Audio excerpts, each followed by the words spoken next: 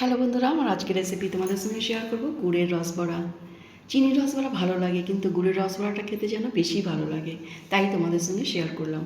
রানুজ কিচেনে তোমাদের সকলকে অনেক অনেক স্বাগত। আজকের রেসিপি বানাবার জন্য এখানে আমি এক বাটি মাসকলাইয়ের ডাল 3 ঘন্টা আগে ভিজিয়ে রেখেছিলাম। 3 ঘন্টার পর দেখো ডালগুলো কত সুন্দরভাবে ভিজে গেছে, দানাগুলো যেন একদম ডবল হয়ে গেছে। এবার একটা মিক্সি জারে ডালটাকে মসৃণ গ্রাইন্ড করে নেব। তোমরা পারলে শিলপাটাতেও বেটে নিতে পারো। এখানে আমার ডাল বাটা হয়ে গেছে, এখন একটা পাত্রে ঢেলে রাখবো। এইবার গুড়ের রস তৈরি করে নেব। একটা পাত্রে আমি 300 গ্রাম গুড় 2 গ্লাস জল দিয়ে গ্যাসের উপরে চাপিয়ে দিলাম। কিছুক্ষণ পর দেখো গুড়টা খুব ভালোভাবে মেল্ট হয়ে গেছে। এখানে এবার আমি 2টো ছোটো এলাচ থেতো করে দিয়ে দেবো, এতে ফ্লেভারটা, গুড়ের রসের ফ্লেভারটা খুব ভালো হবে। এখন কিছুক্ষণ আমি জাল দিয়ে নেব, খুব বেশি গাঢ় করব না, এতে বড়ার মধ্যে রসটা ঢুকবে না। আর যদি খুব বেশি পাতলা করব তাহলে কিন্তু বড়াগুলো পানসে লাগবে খেতে। তাই আমার এখানে একদম পারফেক্ট গুড়ের রস তৈরি হয়ে গেছে। এবার গ্যাসের ফ্লেমটাকে অফ করে দেব। এখানে গ্যাসের উপরে আমি একটি কড়াই চাপিয়ে দিয়েছি, কড়াই আমি সাদা তেল ঢেলে দিলাম। তেলটাকে গরম হতে দিয়েছি, ততক্ষণ আমি ডাল বাটাটাকে খুব ভালোভাবে 5 মিনিট ফেটে নেব। 5 মিনিট পর দেখো এখানে ডালটা কীভাবে একদম প্লাপি হয়ে গেছে আর একদম হালকা হয়ে গেছে। এবার ডালের বড়াগুলোকে ছোটো ছোটো করে ভেজে নেব।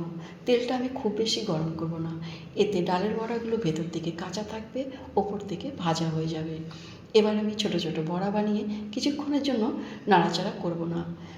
যখন তেলের উপরে ডালের বড়াগুলো ভেসে উঠবে তখন আমি আস্তে আস্তে পাল্টে দেব, এতে বড়াগুলো ভাঙবে না আর কড়াইয়ের মধ্যে সেটে যাবে না।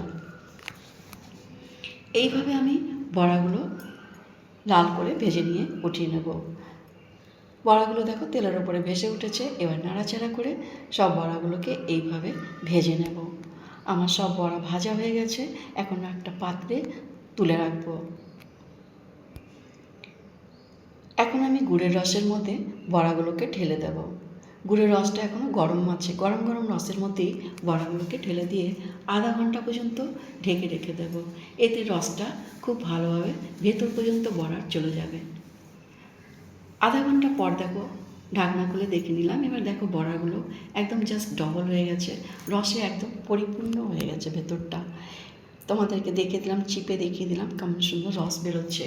একটা পাত্রে আমি সার্ভ করে নিলাম। বন্ধুরা, আমার আজকের রেসিপি তোমাদের কেমন লাগলো কমেন্ট করে নিশ্চয়ই জানাবে। ভালো লাগলে একটু লাইক করে দেবে। এইভাবে আমি বেড়ে নিয়ে ওপর থেকে রস ছড়িয়ে দিলাম। এবার একটা বড়া ভেঙে তোমাদেরকে দেখিয়ে দেব।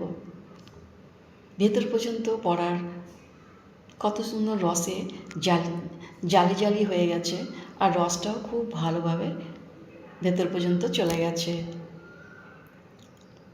আবার একটি নতুন রেসিপির সঙ্গে তোমাদের সঙ্গে দেখা হবে। পরবর্তী ভিডিওতে আবার তোমাদের সঙ্গে দেখা হবে। তোমরা সুস্থ থেকো, ভালো থেকো। দেখো বন্ধুরা, দেখতেই পাচ্ছ কীভাবে সুন্দরভাবে জাল তৈরি হয়ে গেছে। Bye bye.